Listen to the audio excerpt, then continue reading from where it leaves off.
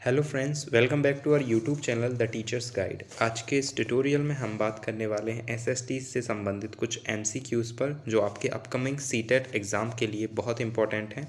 इसके साथ ही यदि आप किसी भी तरह के एग्ज़ाम की तैयारी कर रहे हैं और उसमें सोशल साइंस सब्जेक्ट आपके सिलेबस में मेंशन है तो आपको ये एग्ज़ाम जो क्वेश्चंस हैं काफ़ी हेल्पफुल रहेंगे। उसके साथ ही यदि आप किसी भी तरह के टीचिंग एग्ज़ाम के लिए तैयारी कर रहे हैं तो हमारे इस चैनल से जुड़ सकते हैं, जहां पर आपको यूज़फुल कंटेंट देखने को मिलेगा। स्पेशली आप यदि केवीएस और सीटेट एग्ज़ाम के लिए तैयारी कर रहे हैं तो चैनल से जुड़ सकते हैं और चैनल को सब्सक्राइब कर सकते हैं। तो चलिए चलते हैं हमारे इस ट्यूटोरियल पर। और इससे पहले भी हमने एक ट्यूटोरियल डाला है जो हिस्ट्री के क्वेश्चंस पर था, और ये वाला ट्यूटोरियल जो है उसी का नेक्स्ट पार्ट होगा और ज्योग्राफी के क्वेश्चंस पर बेस्ड होगा। तो चलिए स्टार्ट करते हैं। तो हमारा जो आज का फर्स्ट क्वेश्चन है उसमें हमने पूछा है सौरमंडल का सबसे चमकीला ग्रह कौन सा है ना। जब भी ज्योग्राफी शुरू करते हैं तो हम अपने सौरमंडल से इसकी शुरुआत करते हैं। तो सौरमंडल का जो सबसे चमकीला ग्रह है वो शुक्र ग्रह है, ठीक है ना। चलिए अब बात करते हैं हम सौरमंडल की। तो सौरमंडल जो है वो हमारे सूर्य ग्रह, उपग्रह और उल्कापिंड, क्षुद्र ग्रह, इन सभी से मिलकर बनता है। और सौरमंडल में सूर्य को क्या माना जाता है, सौरमंडल का मुखिया माना जाता है। और एक तरह से कहा जाए तो सौरमंडल सूर्य का परिवार होता है और उसका हेड सूर्य होता है, ठीक है ना। तो सौरमंडल में कुल ग्रहों की संख्या 8 है और उन 8 ग्रहों में से जो हमारा पृथ्वी ग्रह है केवल वो एकमात्र ग्रह है जिस पर हमारा जीवन पाया जाता है, ठीक है। इसके साथ ही यदि बात करें हम अन्य ग्रहों की तो अन्य ग्रहों पर जीवन नहीं पाया जाता। और सूर्य के नज़दीक जो शुरुआत के 4 ग्रह हैं, मान लीजिए यदि ये सूर्य है और इसके शुरुआत में जो 4 ग्रह हैं इनको हम इनर प्लैनेट बोलते हैं क्योंकि ये सूर्य के नज़दीक हैं। फिर आपको इनके बीच में एक बेल्ट टाइप का मिलेगा चट्टानों का, जिसको हम बोलते हैं क्षुद्र ग्रह। फिर इसके बाद आपको बड़े ग्रह मिलेंगे जो साइज़ में इनर प्लैनेट की कंपैरिजन में थोड़ी ज़्यादा बड़े होंगे। इन ग्रहों को बोलते हैं हम आउटर प्लैनेट। तो इनको इनर प्लैनेट के साथ साथ पार्थिव ग्रह भी बोलते हैं या टेरेस्ट्रियल प्लैनेट भी बोलते हैं, क्योंकि इनकी संरचना पृथ्वी की तरह होती है और ये ज़्यादातर चट्टानों से बने होते हैं और कठोर होते हैं, इनका घनत्व बहुत होता है।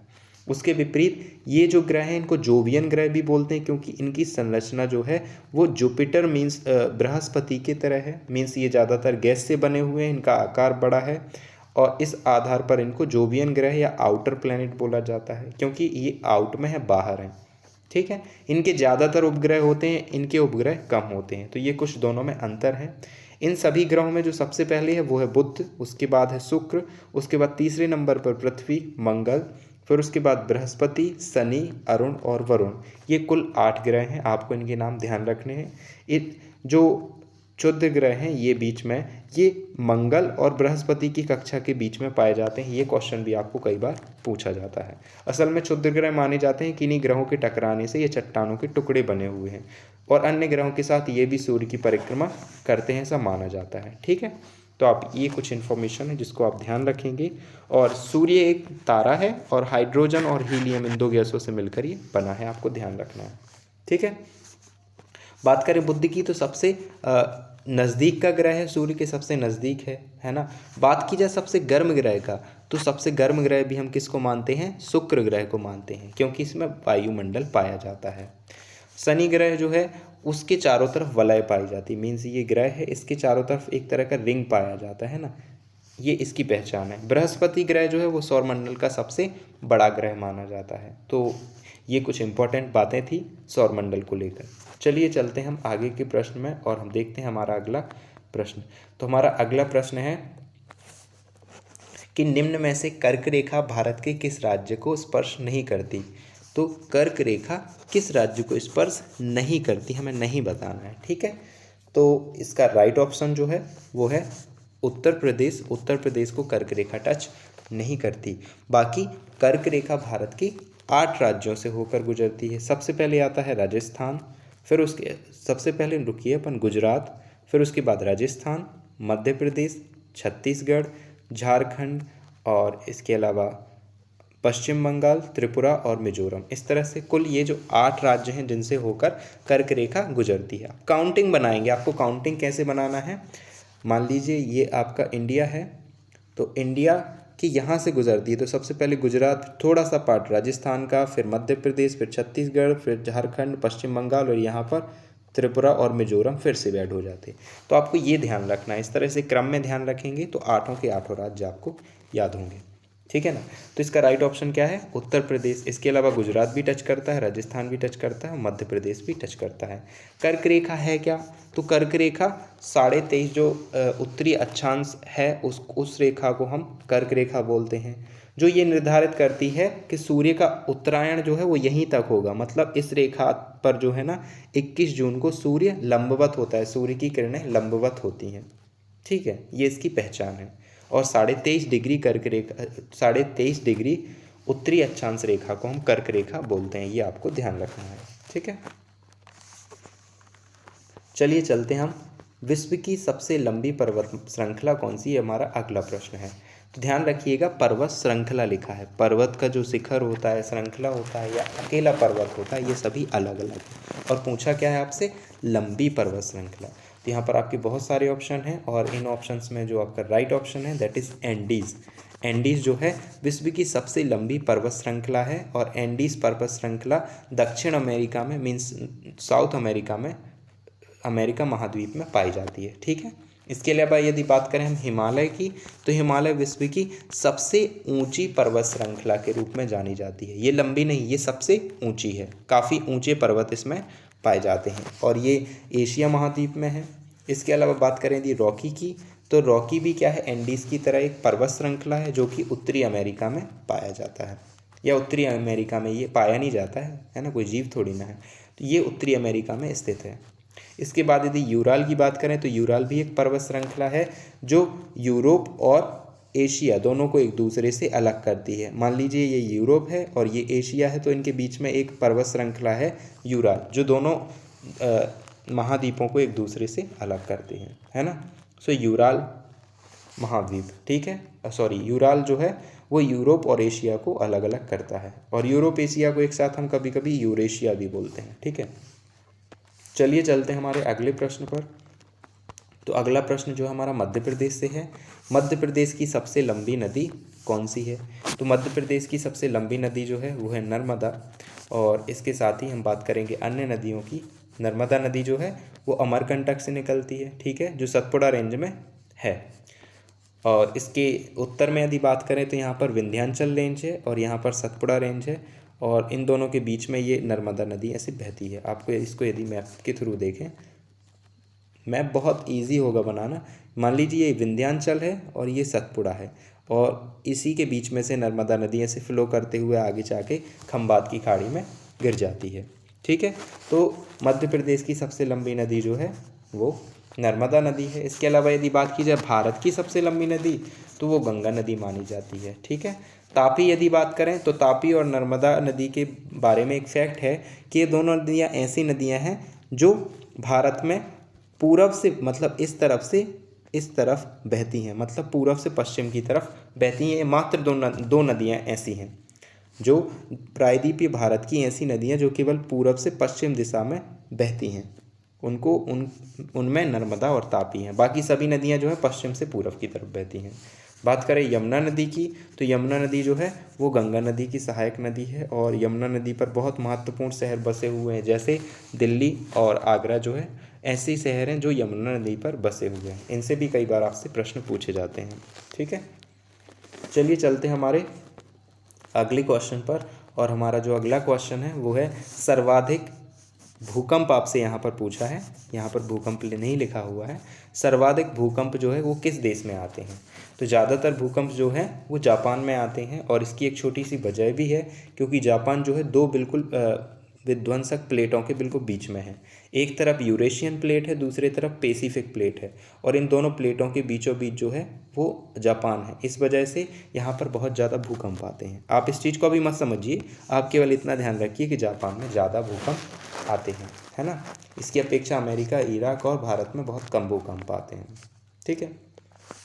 चलिए चलते हैं हमारे अगले प्रश्न पर, और जो हमारा अगला प्रश्न है वो कुछ इस तरह है कि निम्न में से किन सेल में जीवाश्म पाया जाता है? बहुत अच्छा प्रश्न है ना, इससे हम पूरी तरह की जो चट्टानें हैं, सेल हैं, उनको समझ पाएंगे। तो हमारा जो यहाँ इसका राइट ऑप्शन है वो है अवसादी सेल में जीवाश्म पाए जाते हैं। ठीक है, अब ये जो सेल है, सेल का मतलब होता है वो सभी तरह का पदार्थ जिससे हमारी पृथ्वी का जो ऊपरी भाग है, जिसको हम क्रस्ट बोलते हैं, भूपर पर्डी बोलते हैं, वो बना है। अब सेल जो है बहुत सॉफ्ट भी हो सकता है और बहुत कठोर भी हो सकता है। जरूरी नहीं हम पत्थर को ही सेल या चट्टान बोलेंगे। ठीक है, तो ये जो चट्टान या सेल हैं इनको 3 अलग अलग भागों में बांटा गया है। पहला जो प्रकार है उसको हम बोलते हैं आग्नेय सेल। आग्नेय सेल क्या होता है भाई, जब ज्वालामुखी का लावा रहता है वो आकर के क्या होता है, अर्थ सरफेस पर ऐसा लावा आकर के बह जाता है और बह करके ऐसा जम जाता है, और ठंडा होकर जब वो जो चट्टान बनती है उसको अपन क्या बोलते हैं, आग्नेय सेल बोलते हैं। अब इस सेल की बहुत सारी विशेषता हैं। पहली चीज़ तो यह है कि इसमें जीवाश्म नहीं पाया जाता। इतना गर्म लावा रहता है कि इसके सभी जीवाश्म जो है ख़त्म हो जाते हैं, होते ही नहीं है पहली बात तो। और दूसरी चीज़, ये बहुत क्रिस्टल्स में होता है ना, इसमें परतें नहीं होती, इसमें ऐसे ऐसे बहुत सारे क्रिस्टल्स होते हैं, इससे बनी होती है ये चट्टान। ठीक है, आग्नेय चट्टान। इसके साथ ही इसमें बहुत सारे मिनरल्स होते हैं क्योंकि ये पृथ्वी के अंदर से जो लावा निकला है उससे बनी है, और इससे काली मिट्टी का निर्माण होता है। ये भी क्या है, इसकी एक विशेषता है। यदि उदाहरण की बात करें तो बेसाल्ट और ग्रेनाइट जो है वो आग्नेय सेल के उदाहरण हैं। तो आप जो है इसके कुछ बारे में समझ सकते हैं। तो ये है आग्नेय सेल। फिर जो दूसरा प्रकार आता है सेल का वो है अवसादी सेल।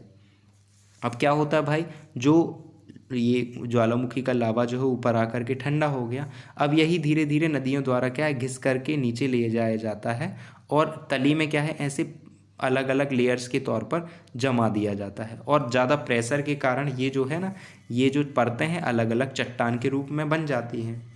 अब इन परतदार चट्टानों को ही हम क्या बोलते हैं, अवसादी सेल। और इन्हीं चट्टानों में जीवाश्म पाया जाता है ना।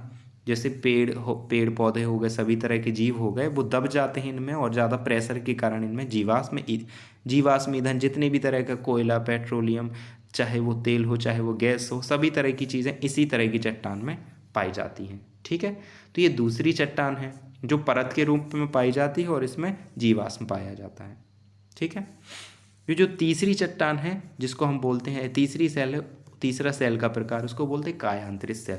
अब क्या होता है, ये जो अलग अलग लेयर्स में बनी हुई है जो आपकी अवसादी चट्टान है, यही चट्टान आगे चल के ज़्यादा प्रेशर के कारण, बहुत ज़्यादा दबाव के कारण इसका जो केमिकल स्ट्रक्चर है वो बदल जाता है, और ये वापस जो है एक आग्नेय चट्टान की तरह बन जाती है। मतलब इसमें जितने भी जीवाश्म थे वो सारे के सारे खत्म हो जाते हैं और ये बहुत कठोर हो जाती है। इसको अपन बोलते हैं कायांतरित चट्टान। अब कई बार आपसे पूछा जाता है, मान लीजिए कुछ उदाहरण पूछे जाते हैं, तो बेसाल्ट और ग्रेनाइट हैं वो आग्नेय चट्टानों के उदाहरण हैं। यदि बात करें हम क्वार्ट्ज की, चूना पत्थर की, कोयला की, तो ये सभी की सभी जो हैं वो अवसादी सेल हैं या अवसादी चट्टानें, सेडिमेंट्री रॉक्स हैं। इसके अलावा यदि हम बात करें कायांतरित चट्टानों में, तो जो चूना होता है उस पर ज़्यादा प्रेशर के कारण जो है चूना से संगमरमर बन जाता है। तो संगमरमर क्या है, चूना से बनने वाली एक कायांतरित चट्टान है। इसी तरह यदि बात करें हम यहाँ पर वो होता है जिसको क्या बोलते हैं, स्लेट जो होता है उस पर ज़्यादा प्रेशर पड़ता है तो उससे ग्रेफाइट बन जाता है। तो ये कुछ उदाहरण हो जाएंगे आपके कायांतरित चट्टान के। तो होपफुली आपको ये समझ में आया होगा। हमारे प्रश्न के अनुसार जीवाश्म जो है वो अवसादी सेलों में पाया जाता है। ठीक है, तो होपफुली आपको इसको एक्सप्लेनेशन समझ में आया होगा। बहुत आराम से, बड़े धीरे धीरे मैं इसको समझा रहा हूँ। ठीक है, हमारा जो अगला प्रश्न है वो दिया है, विश्व का सबसे बड़ा डेल्टा सुंदरवन डेल्टा किस नदी पर है। ये तो उन्होंने एक फैक्ट तो उन्होंने ही बता दिया है, वो क्या है कि विश्व का सबसे बड़ा डेल्टा कौन सा है, सुंदरवन डेल्टा। लेकिन क्वेश्चन पूछा है कि ये कौन सी नदी पर है, तो इसका सही उत्तर है वो है गंगा और ब्रह्मपुत्र नदी पर ये है। मतलब गंगा और ब्रह्मपुत्र नदी दोनों मिलकर एक डेल्टा बनाती हैं जिसको सुंदरवन डेल्टा बोलते हैं, और वो विश्व का सबसे बड़ा डेल्टा माना जाता है। ठीक है ना, तो ये जो है कुछ इस तरह से, यहाँ पर आप ये देख रहे हैं ना, ये जो यहाँ पर ये वाला भाग बांग्लादेश का, तो ये इधर से गंगा जाती है और इधर से ब्रह्मपुत्र नदी आती है, ये दोनों मिलकर के यहाँ पर डेल्टा बनाती हैं जिसको सुंदरवन डेल्टा बोलते हैं। यहाँ पर एक तरह के वृक्ष भी पाए जाते हैं और उन वृक्षों को बोला जाता है सुंदरी वृक्ष या सुंदर, उन्हीं के नाम पर तो इसको सुंदरवन का नाम दिया है ना, सुंदरवन डेल्टा। अब समझते हैं डेल्टा क्या है। तो जब नदी बिल्कुल समंदर में मिलने वाली होती, मान लीजिए ये यहाँ पर ये समंदर है, ठीक है, और नदी फ्लो करके आई, जब नदी बिल्कुल समंदर के पास आने लगती है तो वो क्या है, धीरे धीरे ऐसे ऐसे पानी उसका फैलने लगता है ना। और ऐसा पानी फैलने के बाद ये इस तरह से एक 3 खूंट के एक आकार में बदल जाती है। आपने देख पढ़ा होगा फिजिक्स में, डेल्टा नाम का एक चिन्ह होता है जो इसी तरह से त्रिकोण की तरह होता है, ऐसा, उसी के नाम पर इसको डेल्टा का नाम दिया जाता है। तो वो आकृति जो नदी समंदर में मिलने से पहले अपने मुहाने पर बनाती है उसको बोलते हैं अपन डेल्टा। ठीक है, तो हमारे प्रश्न के अनुसार जो सुंदरबन डेल्टा है वो गंगा और ब्रह्मपुत्र नदी द्वारा बनाया जाता है। ठीक है, तो होपफुली आपको समझ में आया होगा। चलिए चलते हैं हमारे अगले प्रश्न पर। तो हमारा अगला प्रश्न है, ओजोन परत वायुमंडल के किस भाग में पाई जाती है। अब हमें पता है वायुमंडल को अलग अलग परतों में बांटा है, उसमें से एक परत हमारी जो ओजोन परत है वो वायुमंडल के किस भाग में पाई जाती है, ये क्वेश्चन है। तो समताप मंडल में ओजोन परत पाई जाती है। ठीक है, ये आंसर है। अब यहाँ पर जो अन्य चीज़ें हैं जैसे क्षोभ मंडल, वो सबसे नज़दीकी मंडल है। मान लीजिए यदि ये क्या है, इसको अपन पहले मान लें, ये अर्थ का क्या है, सरफेस है, मतलब धरती का निचला हिस्सा है ना। हम यहाँ पर रह रहे हैं, तो जैसे ही हम हवा में ऊपर जाते हैं तो अलग अलग परतें रहती हैं। जो सबसे पहली परत होती है उसको अपन क्षोभ मंडल बोलते हैं, इसमें सभी तरह की मौसमी घटनाएं होती हैं। फिर इसके बाद जो दूसरी परत होती है उसको बोलते हैं हम समताप मंडल, ये बिल्कुल खाली होती है, इससे थोड़ा हम ऊपर चलते हैं, मतलब समताप मंडल ही माने, वहाँ पर हमें एक परत पाई जाती है जिसको बोलते हैं ओजोन परत, जो ओजोन से बनी होती है। ओजोन जो है ऑक्सीजन का जो तीसरा, मतलब ऑक्साइड के 3 अणुओं से मिलकर बनती है। जैसे ऑक्सीजन का O2 सूत्र होता है, इसी तरह ओजोन का O3 होता है। ठीक है ना। इसके ऊपर हम जाएंगे तो ये मध्यमंडल है, मध्यमंडल के बाद आयन मंडल और ब्रह्मंडल, इस तरह से ये 5 परतें पाई जाती हैं वायुमंडल में। चलिए अब समझते हैं ओजोन के बारे में। तो ओजोन परत जो है वो समताप मंडल में पाई जाती है, और ये ऑक्साइड के 3 अणु, मतलब इसका जो सूत्र होता है वो O3 होता है, और इससे मिलकर ये बनी है। अब ये करती क्या है, जो पृथ्वी पर आने वाली सूर्य की पराबैंगनी किरणें हैं ना, उनको ये परत जो है पृथ्वी तक आने से रोक देती है। मान लीजिए सूर्य है, और सूर्य की जो पराबैंगनी किरणें हैं वो पृथ्वी पर नहीं पहुंच पाती, उनको वापस। तो हम बात कर रहे थे ओजोन परत की, माफ़ी चाहूँगा थोड़ी सी डिस्टर्बेंस के लिए। तो ओजोन परत की बात कर रहे थे। मान लीजिए यदि ये पृथ्वी का धरातल है तो ओजोन परत असल में करती क्या है, ये सूर्य है, सूर्य से आने वाली पराबैंगनी किरणें, मान लीजिए ओजोन लेयर है और ये पृथ्वी का धरातल है, तो सूर्य से आने वाली जो पराबैंगनी किरणें हैं वो इनको यहाँ पर अवशोषित कर लेती है और इसको वापस बाहर की तरफ क्या कर देती है, रिफ्लेक्ट कर देती है। ठीक है ना, उनको मतलब धरातल आने से रोकती है। लेकिन धीरे धीरे क्या होता जा रहा है, ये ओजोन परत है उसमें धीरे धीरे क्षरण होता जा रहा है, वो घिसती जा रही है, और अब उसमें क्या हो गया, छेद हो गया है, जिस वजह से बहुत सारी जो पराबैंगनी किरणें हैं वो पृथ्वी के धरातल तक पहुंच रही हैं। इसलिए कई बार ये क्वेश्चन भी आपसे पूछा जाता है ना, ओजोन दिवस के बारे में भी पूछा जाता है, तो आपको इस टॉपिक को बहुत अच्छे से पढ़ लेना है। और ये ओजोन परत समताप मंडल में पाई जाती है। चलिए चलते हैं हमारे अगले प्रश्न पर। तो हमारा अगला प्रश्न है कि भारत में मीठे पानी की जो सबसे बड़ी झील है वो कौन सी। ध्यान रखिएगा भारत में, तो भारत में मीठे पानी की सबसे बड़ी झील जो है वो है वुलर झील, जो कि जम्मू और कश्मीर में पाई जाती है। इसके अलावा यदि अन्य ऑप्शन की बात करें तो चिल्का झील, ये एक तटीय झील है जो कि उड़ीसा में है, और सांभर झील ये भी एक खारे पानी की झील है जो कि राजस्थान में, और इसको भारत की सबसे बड़ी खारे पानी की झील माना जाता है। चिल्का झील को भी बोला जाता है, लेकिन ये तटीय क्षेत्र में है और ये बीचों बीच है धरातल के। बात करें कैस्पियन सागर की, तो ये एक ऐसी लेक है जिसको विश्व की सबसे बड़ी खारे पानी की झील माना जाता है। ठीक है, कैस्पियन लेक या कैस्पियन सागर झील। तो हमारा राइट ऑप्शन जो है वुलर झील, जम्मू कश्मीर। चलिए चलते हैं हम अपने अगले प्रश्न पर, और हमारा अगला प्रश्न है वो है भारतीय मानक समय देशांतर रेखा कौन सी है।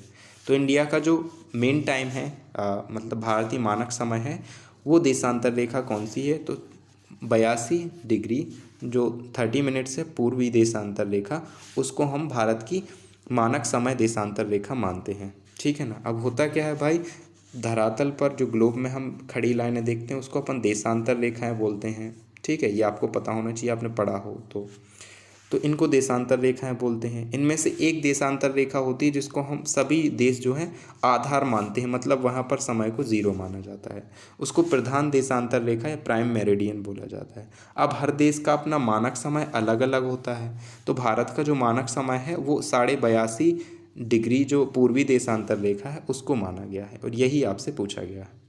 ठीक है। 23.5 डिग्री जो दक्षिणी अक्षांश रेखा है उसको हम मकर रेखा बोलते हैं, ठीक है। 82.5 डिग्री ये जो पश्चिमी है, ये मैंने आपको भटकाने के लिए दिया था, पूर्वी और पश्चिमी का ध्यान रखना है, तो अपन को पूर्वी वाला आंसर लगाना है, ठीक है। जो 23.5 डिग्री उत्तरी अक्षांश रेखा है उसको अपन क्या मानते हैं, कर्क रेखा मानते हैं। यहाँ पर हमारा राइट ऑप्शन जो है 82 डिग्री 82.5 डिग्री या 82 डिग्री 30 मिनट पूर्वी देशांतर रेखा, ठीक है। तो ये थे कुछ महत्वपूर्ण क्वेश्चन और होपफुली ऐसे मैं उम्मीद करता हूँ कि आपको ये पसंद आए होंगे। और यदि वीडियो अच्छा लगा हो तो अपने दोस्तों के साथ शेयर कर सकते हैं, और चैनल पर फर्स्ट टाइम विजिट कर रहे हैं तो आप चैनल को सब्सक्राइब कर सकते हैं। साथ ही कमेंट देना ना भूलें, आपके कमेंट्स जो हैं मुझे गाइड करते हैं और मुझे अपने बारे में बताते हैं कि आखिर मैं कैसा परफॉर्मेंस दे रहा हूँ, बेटर कर रहा हूँ कि नहीं कर रहा हूँ। आप यदि कमेंट देंगे तो ही मैं समझ पाऊँगा कि मैं कहाँ गलती कर रहा हूँ, कहाँ नहीं कर रहा हूँ, ठीक है ना। तो यदि कोई चीज़ जो आप सजेस्ट करना चाहते हैं प्लीज़ कमेंट बॉक्स में कमेंट करके मुझे ज़रूर बताएं। तो मिलते हैं अगले वीडियो में एक नए कंटेंट के साथ। चैनल को सब्सक्राइब जरूर करें और साथ ही अपने दोस्तों के साथ शेयर करें, ठीक है। मिलते हैं नेक्स्ट वीडियो में एक नए कंटेंट के साथ।